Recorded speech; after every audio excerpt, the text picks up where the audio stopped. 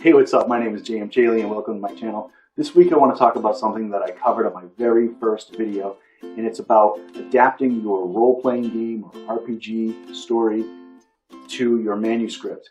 The first video I did was really concentrating on the setting.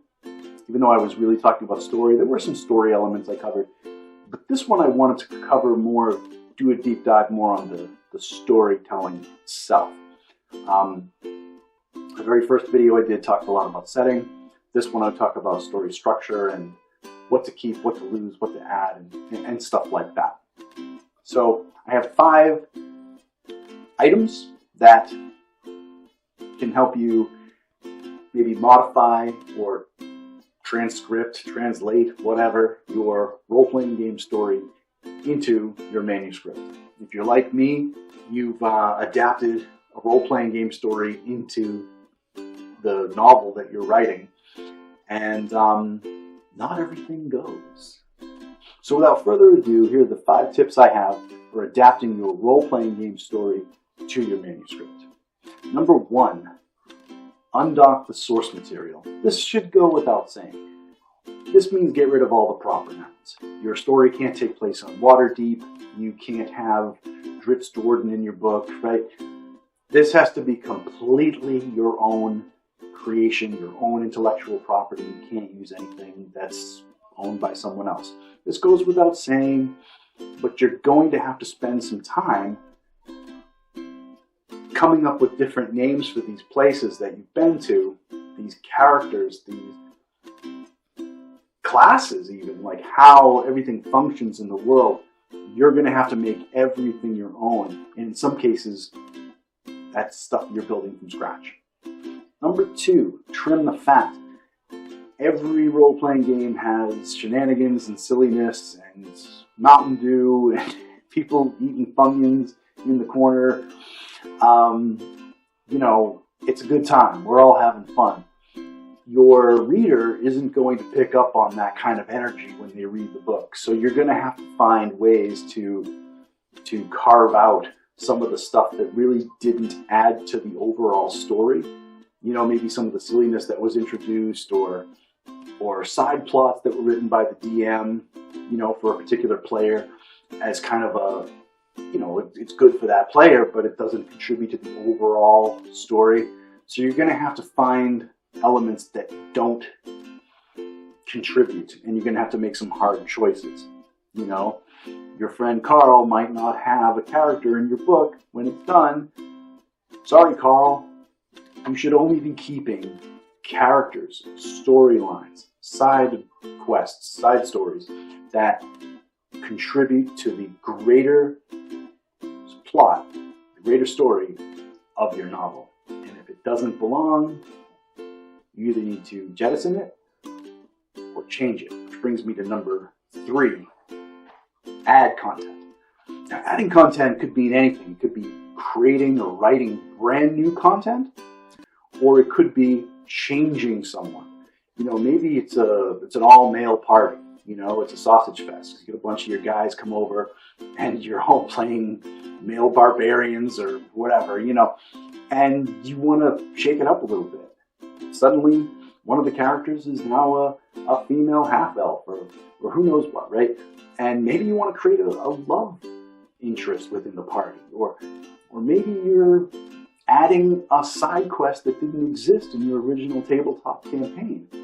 Maybe you're creating some new MacGuffin or some item that you're questing for that didn't exist in your original campaign.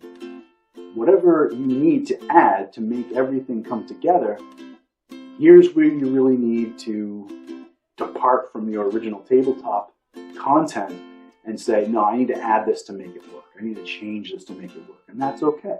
Number 4 is story structure, and I think when you get to this point, you're going to find that you're really telling a completely different story. It may be based or inspired off your tabletop game, but your readers are going to want the ups and downs of a novel. They're going to want a 3-act structure, for example, where things are set up and you have a rising action and a conclusion and a falling action, all this kind of stuff. In a D&D game, for example, everything tends to be linear. You know, you go to this village and do a thing, and then you get the next thing, and you go on and do this other thing, and then you go on and do this other thing, and it's kind of a straight line. And the player characters are kind of being directed by the dungeon master where to go. The player characters don't usually have agency. Sometimes they do, depending on your dungeon master, right?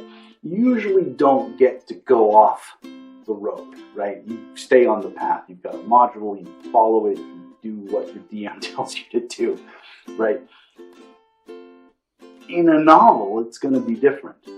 Your characters, hopefully, will have agency, and they're going to affect the plot. You may find when you're writing this out, when you're planning for it, if you're a planner, that the characters it may make sense for the characters to go off and do something else. You know, you may get into the heads of your characters, and it may make sense for them to say, no, screw this. We're not going to go to this village and do this thing. We're going to go over here and do this other thing. And follow your gut. You know, you're getting into these characters in a way that you've never done them before. Maybe you were a player in this game initially. Maybe you were the dungeon master of this game initially. I don't know. It doesn't matter anymore. They're your characters now. You get to decide what they do, where they go, and what's going on. Number 5, the encounters themselves. Now, I keep using Dungeons and Dragons for example because I'm adapting to a high fantasy genre, right? So medieval fantasy, it all kind of goes. But there's any kind of role-playing game you're adapting to your manuscript, you're going to have encounters. And these could be combat encounters. You know, on a tabletop game, they're going to last hours. I'm not going to do a whole video on how to write combat within this video. But your readers are not going to want to read the details and crazy, you know, blow by blow, spell by spell, action by action, you know, interplay of a D&D style combat. Can you imagine, especially if those of you that are familiar with Dungeons & Dragons 5th edition, where you have action economy, you have reactions, bonus actions, multiple attacks, all these other things that could kind of go off, and you're accounting for every little thing that happens. Nobody wants to read that. No one will want to read that. Stab a guy with a sword, block a sword, dodge, you know, do these basic parry, thrust, whatever. Quick, simple descriptions. Keep your combats brief. I said I wasn't going to do a goddamn how to write combat video, but you know what I'm saying. One of the things that I did too in my campaigns was I did puzzles, and I would come up with actual physical puzzles that my players could solve, right? And these were not meant to be huge brain teasers or stumpers. I wanted to get on with the story. We only had so many hours to play each night, so it was enough of them to kind of like fiddle with something like a decoder or something like that, and decipher something and put the clue together and go, oh, okay, so they felt like they were putting something together and they had a physical thing that they could kind of manipulate and play with. And like I had a decoder wheel in one game and that sort of thing. And that's fun for the players. But when you translate those kind of challenges to a story, you want it to be enough of a challenge where the reader isn't going, yeah, the answer is apple. Like, this is stupid. You know, of course, why isn't the, you know, you want to have enough of a challenge that the reader may not be able to figure it out quickly, but you also don't want to show your main character struggling with it.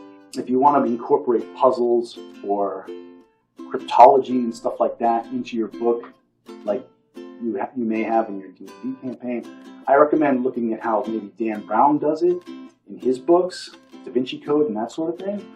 But I also recommend The Gold Bug by Edgar Allan Poe. Some great puzzles, nice short story. You're stumped, but there's a way to figure it out. And you kind of get it as the reader. You're like, oh, cool. You know, that's a great style if you're looking to incorporate puzzles and cryptology and stuff like that into a D&D-like game that's being adapted to your manuscript. So that about wraps it up. 5 tips on adapting your role-playing story to your manuscript. Honestly, there's really just one rule, and it's just you can do whatever the hell you want. It's your story now. It's your characters now. You can change anything you want. You can change any character, any plot line, any place that they go. It doesn't matter. It's yours now. So have fun with it and feel free. If you like this video, please give it a like. And as always, subscribe. I post new videos every Thursday. I'm also on Facebook, Instagram, and Twitter. If you want to follow me, I am JM Chaley on all 3 platforms. And my first chapter of my debut novel, in progress, is on jmchaley.com. If you want to go to jmchaley.com, read the first chapter for free, no problem. Go check it out. You can send me a message. You can sign up for my newsletter. Let's keep in touch. I'll see you next time. Thanks for watching.